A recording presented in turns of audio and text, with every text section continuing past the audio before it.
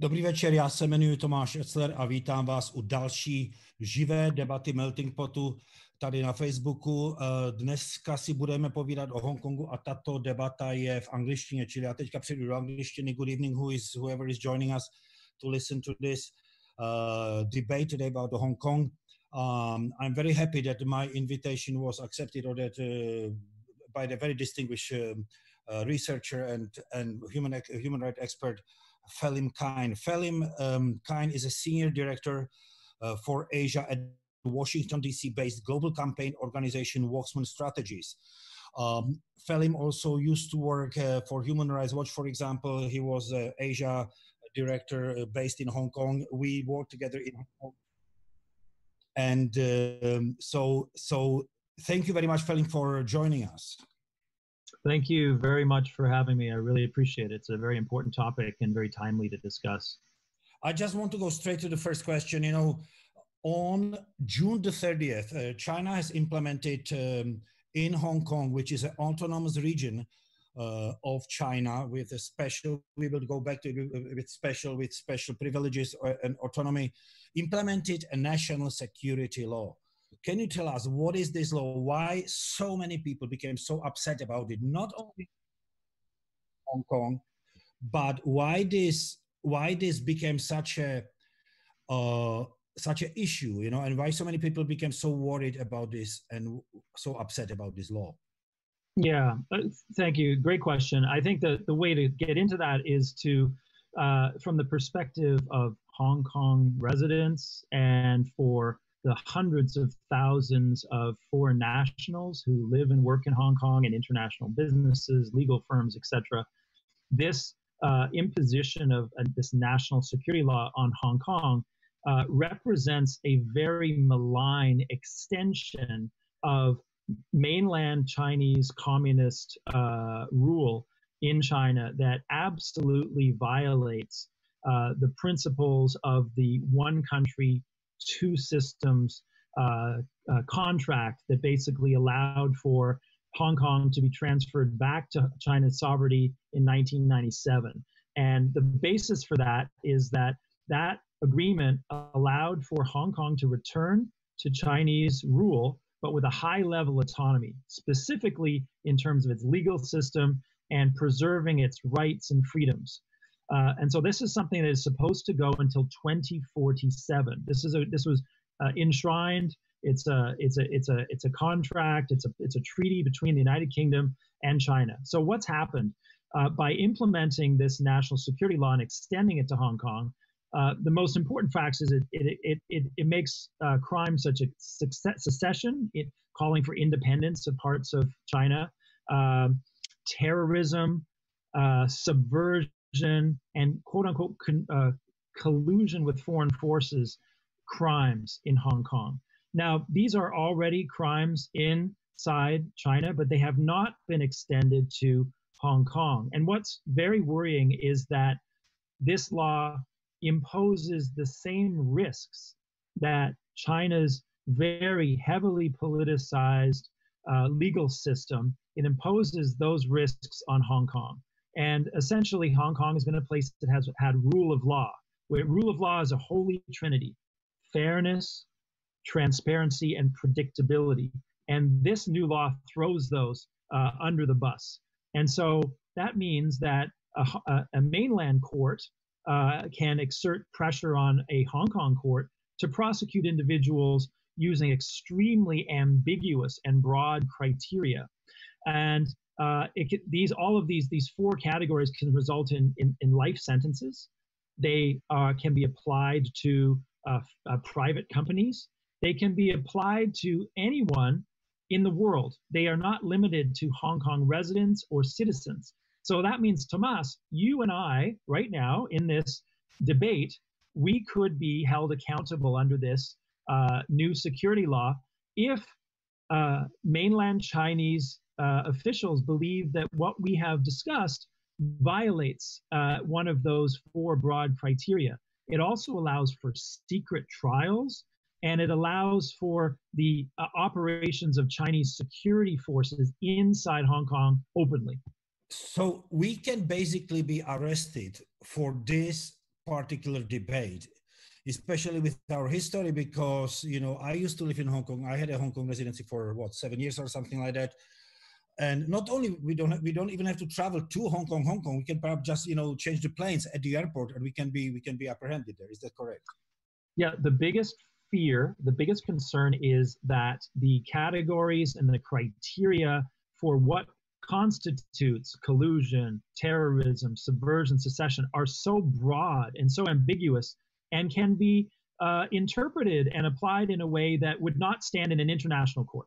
Listen, every political dissident, every political opponent of a communist party in China has been convicted on subversion. It's a conviction they use absolutely freely to mute any opposition in China and send people to 5 to 10 to 15 years in prisons.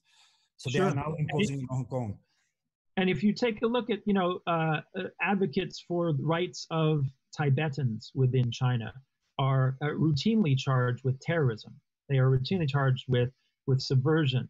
You know, Tomas, right now, there are more than 1 million Muslim Uyghurs in the Xinjiang area of China who are in concentration camps because the Chinese Communist Party has conflated the idea of Muslim identity with terrorism. And so these people are held behind bars in essential sort of re-education brainwashing centers because their cultural identity clashes with that the Chinese Communist Party feels that it should have, that they are terrorists by definition of their religion. I got another question, and at the same time, I want to explain a little bit to people, you know, what happened. You know, I've got a question for you regarding this contract or this deal China had with Great Britain. When Great Britain returned Hong Kong to China in 1997, they returned it on the premises of one country, two system, which meant for 50 years. Is that correct? Which meant correct. For 50 years, Hong Kong can maintain its legal system, its freedom of speech, freedom of gathering, freedom of assembly, and what have you, all these free things they had. Is it possible? Is it fair to say that China actually broke the deal? That China broke the promise, or broke basically the contract? Yeah, absolutely.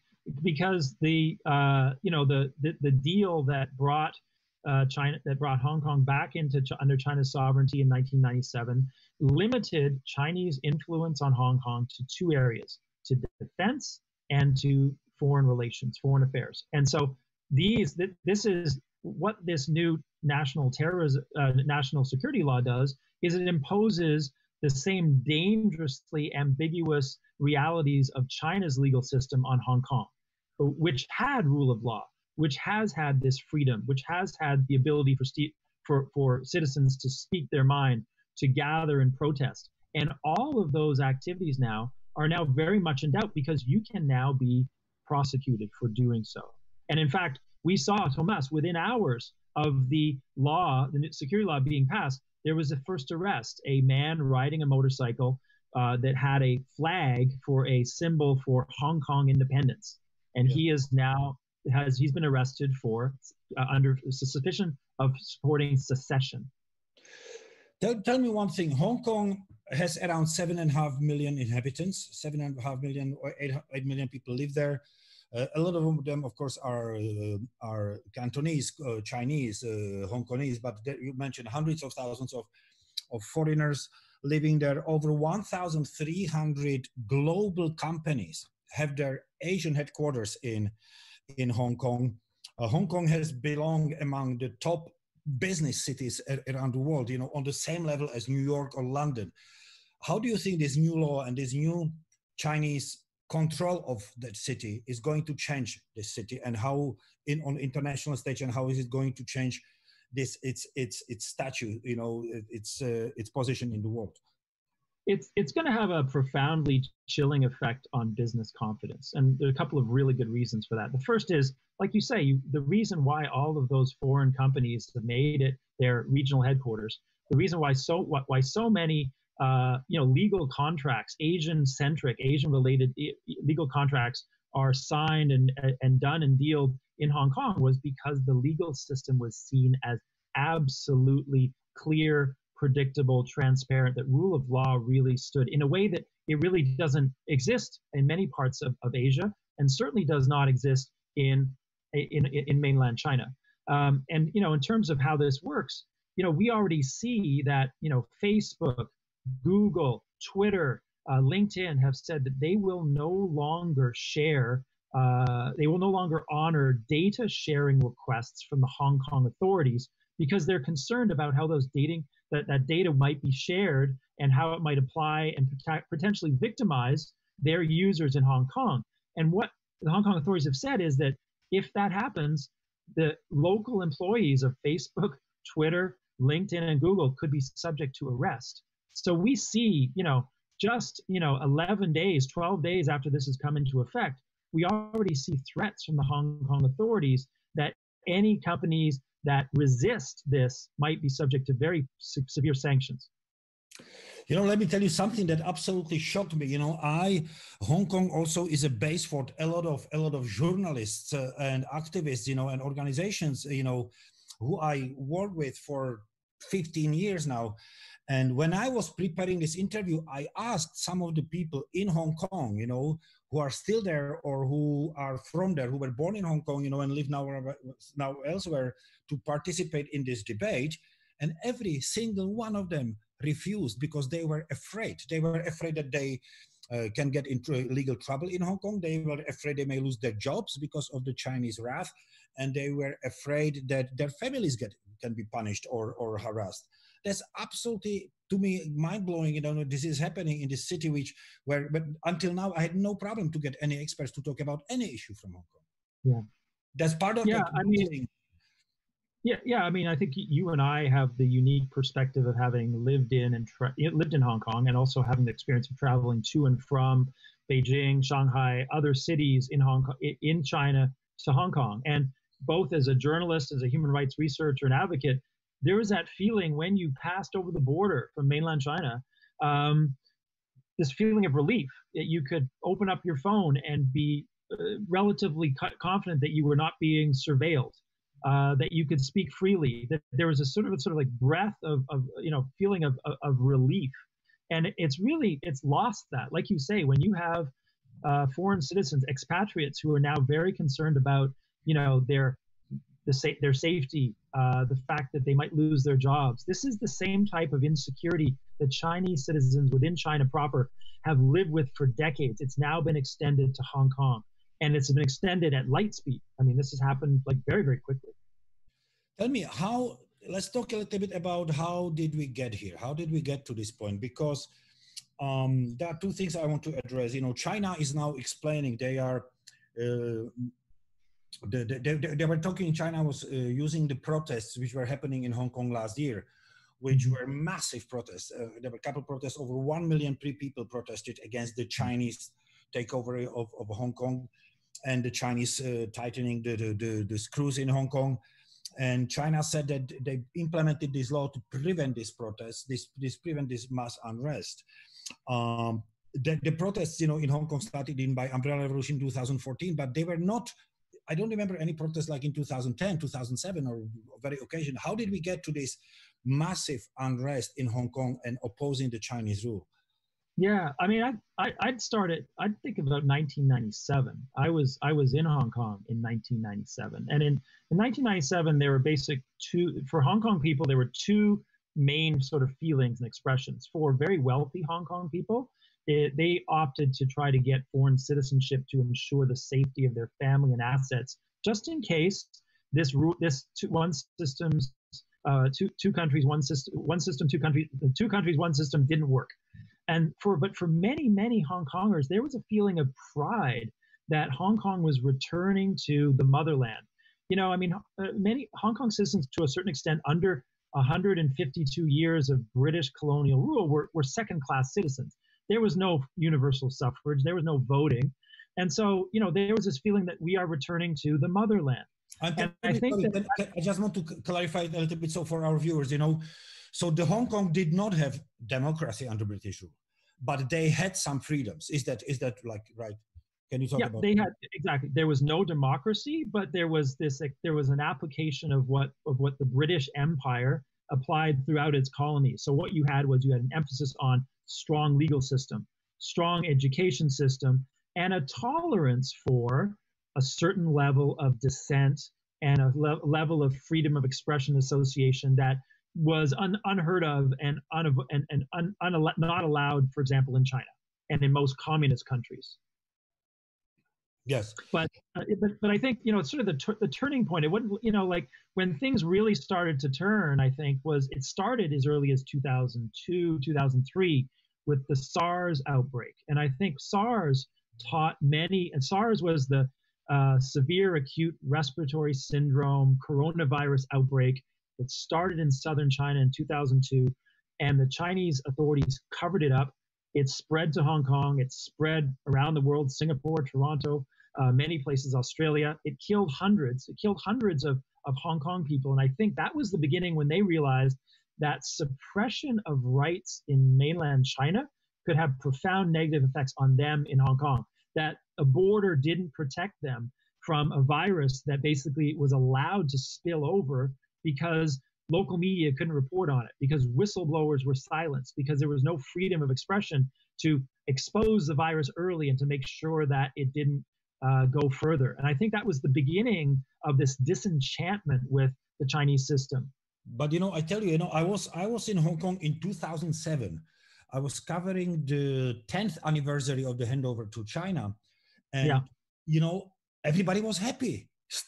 You know, everybody was in 2007. Yes, we are back in motherland. We belong to China, you know, and everybody was feeling proud to be part of China and what have you. And 2007 is 13 years. Or, you know, let's go back to 2014 when hundreds of thousands of young people brought Hong Kong for almost 3 months to standstill by huge protests in the central Hong Kong. Where is that change coming from? You know, from this attitude, yeah, we want to be back with the motherland, to, well, wait a minute, we don't want to be part of China. We want to, but we want to keep our legal systems. We want to keep our how did it become, and why did it become violent? What is the timeline here? Yeah, I mean, so I go to 2003. In 2003, Hong Kong tried to enact a security law that has many similar provisions that this national security law enacted by Beijing, but it was defeated after days and days of mass protests in Hong Kong. Hong Kongers stood up and said, we do not want this kind of security law in Hong Kong. And you know what? They basically won. The government backed down. So there was this feeling amongst Hong Kongers as of 2003, 2004, 2005, 2006, 2007, that yes, we are being governed and we are under the supervision of a authoritarian state that is inherently hostile to rights and freedoms. But our rights and freedoms in this little corner of China are still safe. The system works. And I think what happened starting from 2007, 2008, up until that, there was more and more evidence that they weren't safe. And you and I can talk about multiple examples of how that happened. Do you think it got worse under the current Chinese President Xi Jinping, who took power in 2012? Do you believe he became more like a strongman, more aggressive or assertive with Hong Kong? Absolutely. I mean, we saw a real sea change starting in 2012 in terms of the willingness of the Chinese government to blatantly violate the one country, two systems provisions through interference in Hong Kong. So a couple of good examples. 2012, Xi Jinping comes into power and immediately starts modeling himself as like a new strongman, a new Mao Zedong style leader. And what we started seeing was Chinese security agents going into Hong Kong and kidnapping people. In 2014, there was this infamous case of Chinese security agents against the law going into Hong Kong, going into a 5-star hotel and kidnapping a billionaire Chinese tycoon due to concerns about ostensibly over corruption allegations. And we also saw the abduction of multiple Hong Kong citizens and even foreign citizens, booksellers. There's a Swedish bookseller who has also a Hong Kong identity card, who disappeared into the Chinese gulag. And it was clear at that point, this was in 2014, 2015, that the Chinese government was no longer playing by the same rules, that it was going to resist from interfering in Hong Kong like they do in their own system in the mainland. Tell me, what do you think are the Chinese intentions? What is China doing it? Because China needs Hong Kong or needed Hong Kong. I mean, for example, the stock exchange in Hong Kong was the only stock exchange on the Chinese, basically, subcontinent, which you can trust, you know, because you cannot trust the Shenzhen one or the Shanghai one. Does China want to destroy Hong Kong, its reputation, and wants to put Shanghai in instead of it? Or why are they doing it? I don't understand, because they must know that, you know, how negatively it's being viewed around the world. Right.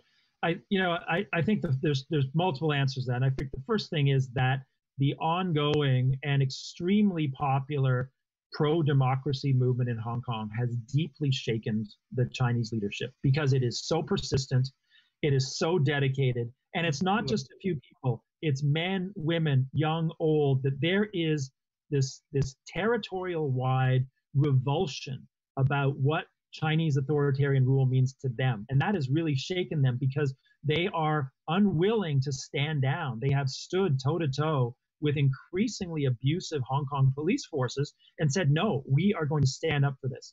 And the second main reason I think they're willing to do this, so they see an existential threat, that Hong Kong is the threat of a good example. If you have a piece of China that is willing to say no to authoritarian rule, what message does that send to Taiwan? What message does that send to the Tibetans, to the Uyghurs? This is something they're always afraid of, the threat of a good example. And the second reason why they're doing this is they feel they can get away with it. That if you take a look at the behavior of the international community to repeated transgressions by the Chinese government in terms of violations of rights of Chinese citizens, but also violations of international law, they have not had to pay a major price for it. So they feel that they can get away with it, that they are strong enough economically, that they are a force that the world can't just say, we won't deal with you. They feel that they have to be dealt with, and they can get away with this. You know, it has also extremely negative impact on the Hong Kong. You know, you just mentioned there was not just young people in 2014, and especially recently, that pro-democratic movement was growing increasingly popular. And I remember in last year, during the demonstrations, there were Hong Kong legislators demonstrating, Hong Kong lawyers, Hong Kong doctors, Hong Kong nurses. So it was all aspects of the society, you know.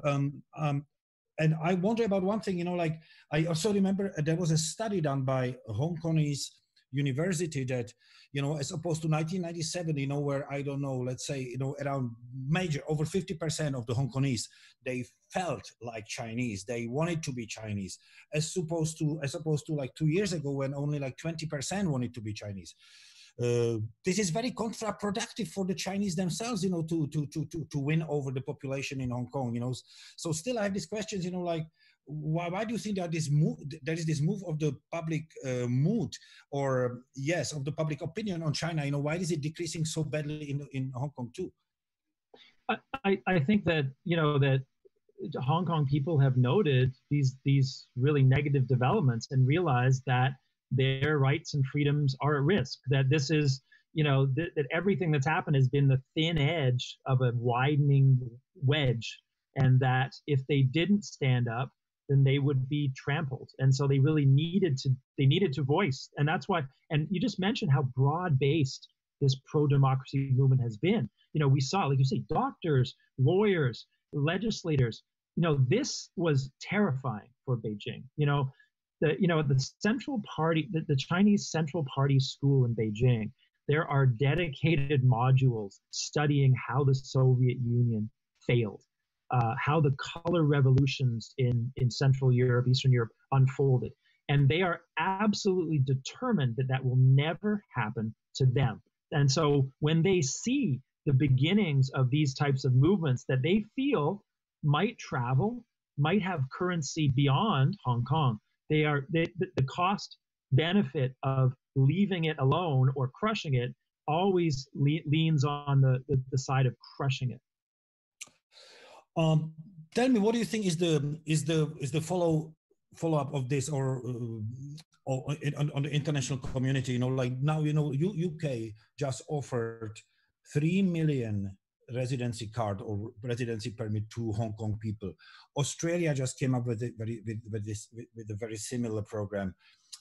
Taiwan, of course, is accepting many of the people who are escaping from Hong Kong. What is the message of China to the world? I mean,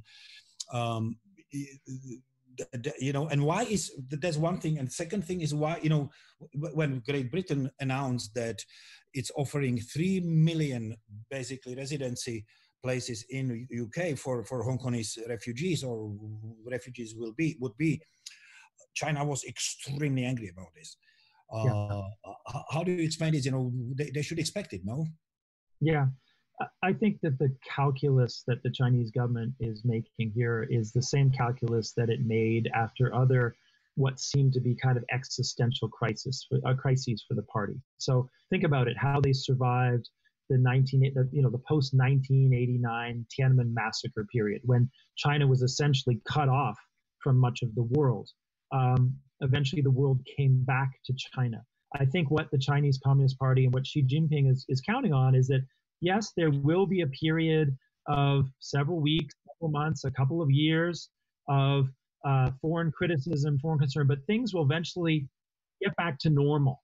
And that's what they're calculating, and that they feel economically powerful enough that they can live through the bumps that whatever might come, whether it's diplomatic or economic, because they've fared with much worse, and that not taking these steps to, in its view, like to crush this democratic movement would be far more dangerous, would be a far greater existential threat.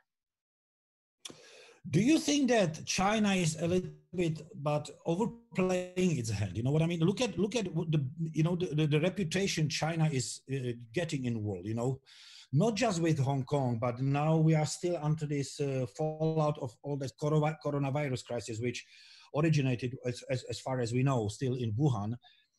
We have this dispute on the border with India. We have now China is demanding, you know, Bhutan. They have some brand new territorial demands on Bhutan, and we have all these issues in South China Sea, East China Sea. I think China is getting incredibly bad reputation at the moment, and are beating around the world. Are they overplaying their hand? Do you think so, or they cannot get away with everything? I think you're right that we're clearly not the Chinese government of 2020 that the world are dealing with is not the Chinese government that we were dealing with, you know, in 2008 or 2002. You know, as a human rights researcher and advocate who was working on China back in around the time of the financial crisis in 2008, you know, it was clear that you know, the Chinese government watched this collapse of foreign banking systems in the United States and Europe. And there was this rise of this triumphalism, this idea that you failed, your systems were weaker, that we actually are the power to be learnt from. And I think we're seeing similar messaging, propaganda messaging in terms of the coronavirus, that look, it started in Wuhan. We got it under control. We were able to fix this. Look at the rest of the world. Look at the United States in particular. The Chinese government is saying, what do you have to teach us? Because we are in a position of power and strength that we haven't had in hundreds of years. And we're not going to give it up just because you are saying that it's against ideas of universal freedoms and rights and values. That's the stance of the Chinese government now. It's no longer even pretending to abide by those types of principles. Yes, and unfortunately, you know, in the United States, when it comes to human rights, I mean, like United States, you know, they have so many their own problems when it comes to abuse of human rights at this very moment. That you know, China will be probably saying the same thing. You know, look at yourself first before you talk to us. You know, Yeah, I mean, when you look at, for decades, you know, the motto and sort of the guiding principle of former Communist Chinese Party Chairman Deng Xiaoping, and Deng Xiaoping, of course, was the person who, with then UK Prime Minister Margaret Thatcher, negotiated this one country, two systems agreement with Hong Kong. His mantra was that China needed to hide its talents and bide its time, that it needed to take a very slow and careful and moderate approach in terms of its international relations, that it didn't want to be seen as a bully. It didn't want to be seen as aggressive. That this whole idea of the peaceful rise. Now that has gone out the window with Xi Jinping, and we see it. You just mentioned India, Bhutan, but take a look south. You take a look at how there is a territorial dispute with the Philippines, in which the World Court has come out and said, China, you are violating. This is not your land. This is not your sea. And they say, we will not agree to this. And you have, the Chinese military building up military installations on these reefs that are, according to international law, in Philippine seas. So this is something that is, it hasn't been a secret, and it's been steady, and it's this bellicosity, this level of sort of aggression and an assertion that our time is now. We will no longer listen to you lecturing us, or, like I say, no longer finger wagging at us about things like human rights. We've got our own way, and we're going to do it our way. But it's not, yes, okay, it's doing our way, but it's not leading by example. It's just a force. It's just a brutal assertion. It's just aggression, political aggression, and ideological aggression, and physical aggression. I mean, can this be sustained, long term, Yeah, I think what the Chinese government has absolutely failed to do is cultivate what we call soft power. So, the Chinese system does not offer itself up as something that developing countries, particularly, or citizens of developing countries, want to emulate. What we see the Chinese system is something that, that the dictators look to, and saying that, and using the same rhetoric of the Chinese government, that we will give you the rights of subsistence and livelihood. We'll make sure you have a roof over your head and food in your stomach, but you're not going to get freedom of association, freedom of the press, freedom of speech. This is the trade-off for development. They call this the Beijing Consensus. But it's not something that people around the world like. There is normal citizens, there are multiple studies and surveys that show that this is not something that attracts them. But China has has capital. It has financial capital that it is investing around the world through this Belt and Road Initiative, the BRI, which is binding big parts of the developing world closer and closer to China in terms of infrastructure development, cooperation, in terms of investment. So, it's operating, the Chinese government is operating on multiple tracks, and it feels that what it can offer in terms of helping developing countries to develop faster is something that is going to repel them less than the problems with its own internal system and the basic contradictions of Chinese authoritarianism. Does the Hong Kong example, for example, yes, nobody is disputing that Hong Kong is part of China. I'm not, I might have a different opinion about Taiwan, but, I definitely don't have it about Hong Kong. Great Britain legally returned Hong Kong to China. It's Chinese. But does this example, do you think it's sending a warning to the rest of the world? What are the Chinese intentions? That they are not keeping promises, they are not honoring international treaties such as the handover treaty. Is it something, the governments around the world should be worried about? Absolutely. Especially, go ahead. No, go ahead. Go. Especially in the region. I mean, especially its neighbors, Japan, Philippines, Myanmar. Yeah, so I think you hit the nail on the head. I think that that China's neighbors, who have long had a fraught relationship with China for various historical reasons, Japan, South Korea, the Philippines, that they will be really rattled by this. And I think that you're going to see a move by those states and governments to want to have much closer relations economically and militarily with the West, with the EU, with the United States, as a counter move toward what appears to be the rise of a much more bellicose and aggressive and assertive China. I think the most important way that the Chinese government is shooting itself in the foot here is that, that the one country, two systems model was for Hong Kong, but the long-term plan has always been, this is what we'll use for Taiwan. Taiwan is essentially a nation state of 24 million people and this is what they've always said, that we will give you the same deal.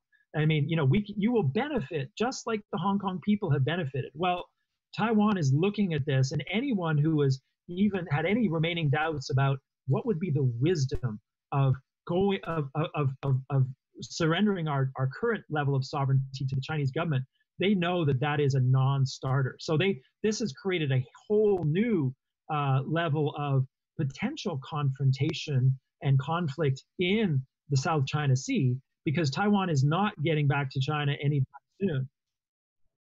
Well, the Taiwanese, and I wanted to ask you, what are the consequences for Taiwan when it comes to this? And I remember in 2014, this is when it started, when the pro-Chinese parties got such a terrible beating in Taiwan because of the umbrella movement. Well, tell me, if I know you are not a prophet, but are you optimistic about the Hong Kong's future? I cannot imagine living in a city, being born in a city as a Hong Kongese or as a Caucasian, enjoying all these freedoms I have. Yes, I cannot elect my mayor, I cannot elect my government fully, partially yes, but I still have the freedom of speech, freedom of all these benefits. Academic freedom, they used to be very strong in Hong Kong, and this sort of thing, and all of a sudden this all disappears within basically 24 hours. I cannot imagine what these people are going through, this kind of a trauma there must be. But do they have any hope, do you think? I mean, is there anything hopeful from this point of view for the Hong Kongese future? I think that we need to recognize that, that Hong Kong is, and the narrative that the Chinese government has for Hong Kong is deeply embedded in this narrative of historical humiliation of China. That Hong Kong was Hong Kong was one of multiple pieces of China that got, as they like to say, the Chinese phrases, that carved up like a watermelon and surrendered to foreign powers. And so for the Chinese government agreeing to the one country, two systems, 50 years, we won't touch its freedoms, that was a sacrifice for the Chinese government because it was a concession. But I think that but the fact is that Hong Kong's return to the motherland is such a part of the Chinese government's narrative that it is the protector of sovereignty, that it is the resistor to foreign intervention, that there can't be a backpedal. I can't see any type of backpedal as long, at least under Xi Jinping. And remember, Xi Jinping has essentially changed the rules and is basically going to be a dictator for life. So outside of any profound political changes within China, I would say that the threat of this national security law in Hong Kong is going to remain. And so people are going to be left with two choices. Number one, they leave if they can, or two, they kind of make the most of it and they listen to what the Chinese government says and says, only a tiny proportion of people will be subjected to this. Most people will be fine. And also they say this is just like national security laws in other countries. Don't worry. I think people might be lulled into that. Just because the same way that people operate, international businessmen operate in Beijing and operate in Shanghai under the Chinese system. They make accommodations, they make compromises. I want to ask, because it kind of corresponds with what we are talking about. I want to ask already one question from one viewer here. She is asking if you see any possibility that Great Britain can exercise any power, to demand fulfillment of of these conditions which are in that contract, or will China completely be ignoring it? If Britain protests. Yeah, under international law, this is the one country, two system. This is an international treaty. So, that means that Britain could go to, for example, the World Court and file a case. It could go possibly to the International Court of Justice and file a case and say, China can't do this. That you need to stop it. And so one of those bodies could issue a ruling that might say, you're right, this is a violation of the one country, two systems, and say, Chinese government, stop that, get rid of that law. Well, we know that it's quite unlikely that the Chinese government would agree to that. This is exactly what happened with the Philippines in South China Sea. Exactly. The Philippines went to an international court in United Nations. The United Nations ruled in Philippines' benefit, and China said, forget it. We are not. So they are breaking international law. I think the United Kingdom recognizes its place in the world and the extent of its leverage on China and in Hong Kong, which is, to put it mildly, very limited. And I think they're playing their strongest hand right now by saying up to 3 million Hong Kong resident citizens, you can come live here in the UK. We will protect you. And it's this threat, implicit threat of a serious brain drain of talent on every level, that they hope maybe that the Chinese government will think again and revise this law, rethink this law. But I think that's a faint hope indeed. Because yes, China responded by that they will take it as basically a threat, and they start threatening that there will be big repercussions if Britain really goes through with this. I think that, and I think one of the really important things is, and you started with this, is that to a certain extent, the Chinese government has won because the extent of fear that this law has imposed on people in Hong Kong has already achieved the Chinese government's objectives. People are silenced. People are muzzling themselves. And that is what they want, that people are already self-censoring. And so, to a certain extent, there doesn't need to be mass arrests and mass prosecutions. People already know that there's like an anaconda in the chandelier looking down at them, and they're going to respect the new status quo. So just the fact that they've passed this, they've already won. I mean, you talk to all these people who didn't want to come here because they're afraid of how it might be interpreted. That means the Chinese government has already won. It's hard to respond to it. Can international community insert more, put more pressure on China? The United States are now threatening that they will remove some trade privileges and some economic privileges Hong Kong enjoyed under this one country, two systems.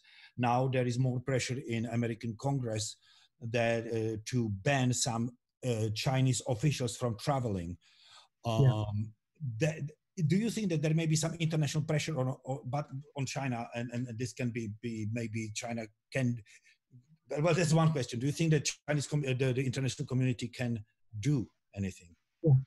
I think it's worth remembering that it was as recently as the 1990s that trade agreements with China had built-in human rights provisions that they were benchmarks that the Chinese government had to meet for human rights in order for it to have normal trading relations with the United States, with the EU. Those were kind of went out the window with China's entry into the WTO in 2002, 2003. And so what we've seen that China's role as this as the workshop of the world, this place that makes everything that we need, that produces all this cheap stuff, that its leverage against the international community is much higher than it was 30 years ago. And I think when we talk about what could we do, what could the international community do, we can and perhaps should go back to the idea of like trade sanctions. But how easy is that in an era of COVID-19 when a huge proportion of personal protective equipment, the N95 masks, rubber gloves, all the things that the world needs in order to try to be safe as we're battling this pandemic are produced in China. So if you impose or threaten an international trade embargo, that may well mean that you're not getting the PPE you need because all of that stuff has got outsourced or offshored to Chinese companies because it was cheaper to make there. Another part of this question is even if the global community, or foreign governments would impose some sanctions or put pressure on China, is Communist Party of China capable of compromise? Is Communist Party of China capable of, okay, we give you something, we give you or are they, because I've been working in China for 10 years and I simply cannot remember one single compromise they would have ever made. Yeah. when it comes to power and influence. Yeah, no, your observations are right on. I mean, we're dealing, Tomáš, the Chinese Communist Party, we're dealing with something we've never seen in the world. This is the world's first evolutionary communist party. This is a party that has learned the lessons of every failed communist state in history and is determined to not make the same mistakes. The number one overriding priority of the Chinese Communist Party is its own survival, which means maintaining the status quo and building a stronger surveillance authoritarian state. And so you and I know, anyone who observes China, this is the China that is never wrong. This is a China that never says sorry. This is a China that is increasingly, like I said, it's triumphalist in how it deals with the rest of the world. It feels it's got the economics and the public health approach right, and that everyone has to put up with it, or even better, get with their program, because what they feel that Western states are failing in that regard. And I think and going back to Hong Kong again, because Hong Kong is the key to this narrative of national humiliation, they cannot be seen to be giving back something to a foreign power that's related to land that is theirs. I think that would be seen as hugely politically risky. Of course, but I didn't mean that. I meant, like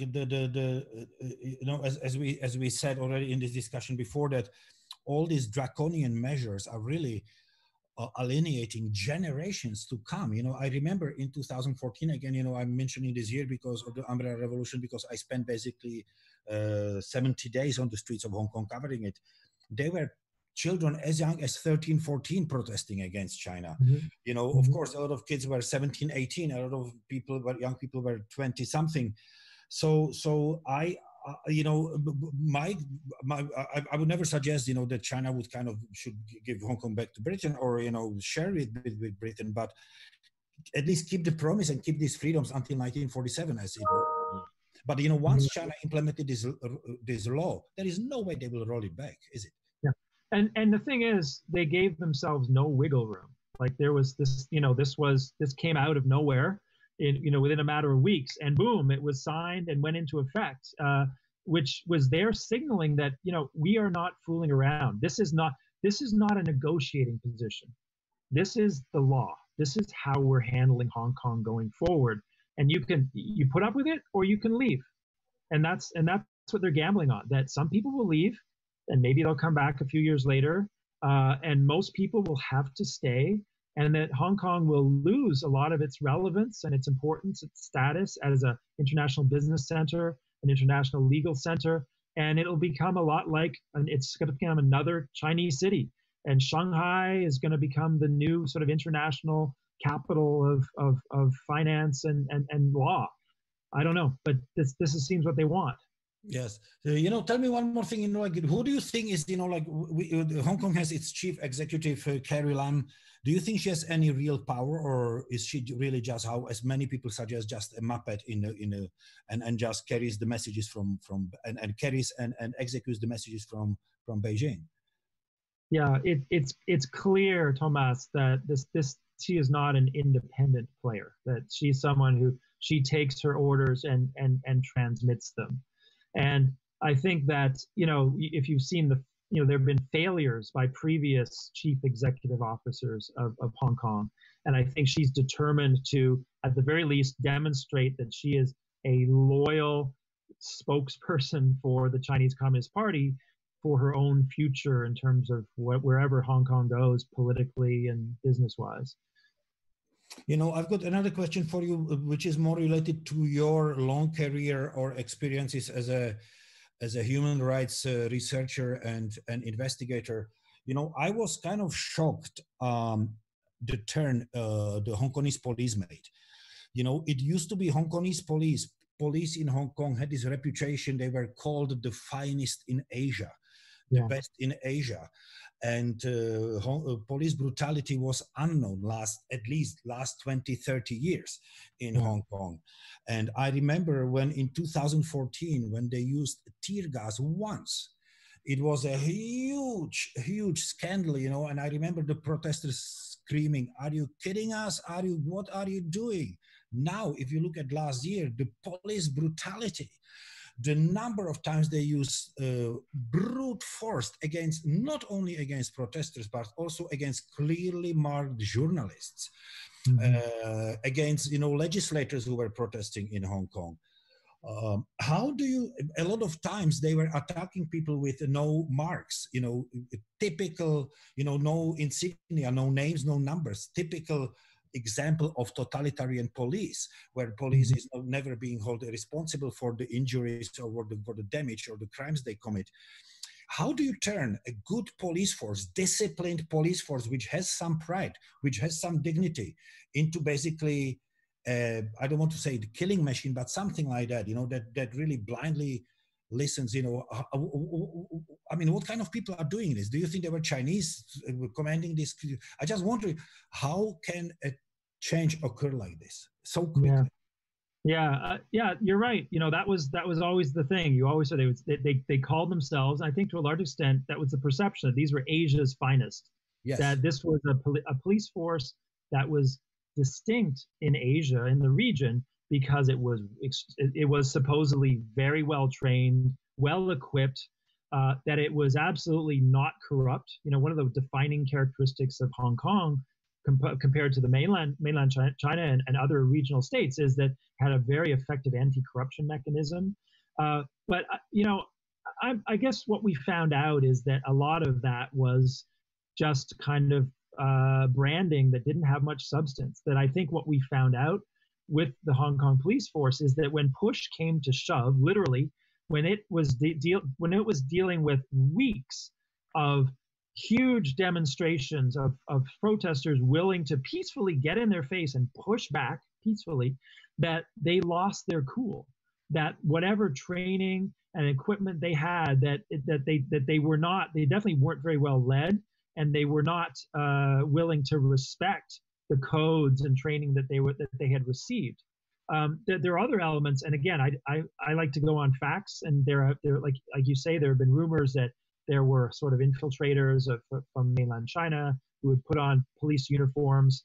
But I mean, what's clear is that the Hong Kong police did not feel that there was any political risk for them in behaving that way, in a really thuggish, brutal way. Deployment of tear gas in closed places such as subway stations, brute force against peaceful protesters. You know, this is something that shocked Hong Kongers and has shocked people who were familiar with Hong Kong.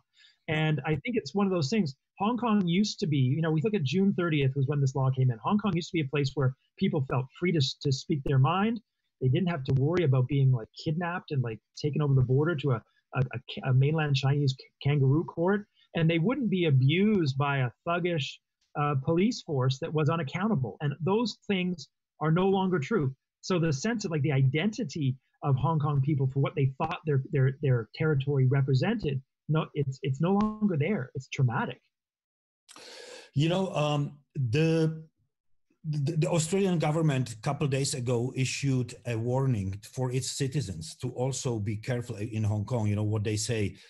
And I know these warnings, you know, travel warnings to United States, travel warning, there's, you know, are used to sometimes, you know, also as a kind of a political or ideological weapon, you know, between countries. But do you think it is really, we discussed it at the beginning of this discussion a little bit.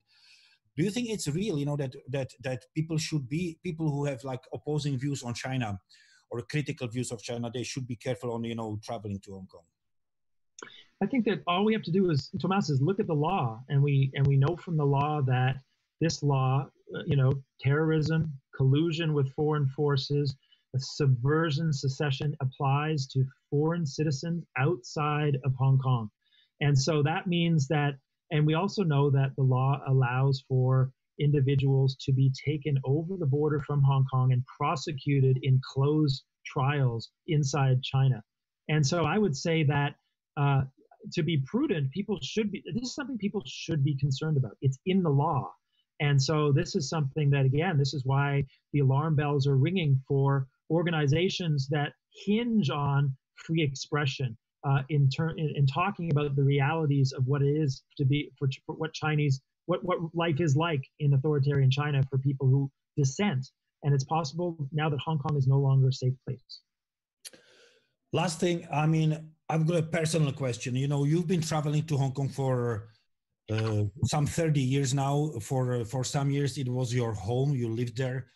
How does it make you feel? I mean, like, are you upset? Are you angry? How does it make you feel personally? And do you have any hopes or wishes for Hong Kong? Yeah, I mean, it's been a roller coaster. Again, I've had a relationship with this place and its people. I lived there for several years, and everything that it represented, this free space, if this law sort of takes that away. And so, and the protests, the pro-democracy protests that we've seen since 2014, starting with the umbrella movement, these have been inspiring to see Hong Kongers of all ages, you know, coming out in support of universal freedoms, universal values, and to see that those have essentially failed and that those people are now at risk is tremendously, it's disappointing and it's very concerning. And so I fear for the future of those people and for Hong Kong. Phelim, thank you very much. It was not an easy topic, but thank you very much for all your answers, for your insights. And I'm looking forward to see you hopefully next year in Ostrava in person again. And to all of our viewers, to all of you guys, to all of you who were watching and listening to this debate, thank you very much for joining us today. Very important topic, and topic which will be returning to us. This is topic which is far from over, and we'll be watching, of course, the development in Hong Kong closely. Thank you very much, everybody, and have a good Sunday evening. Thank you.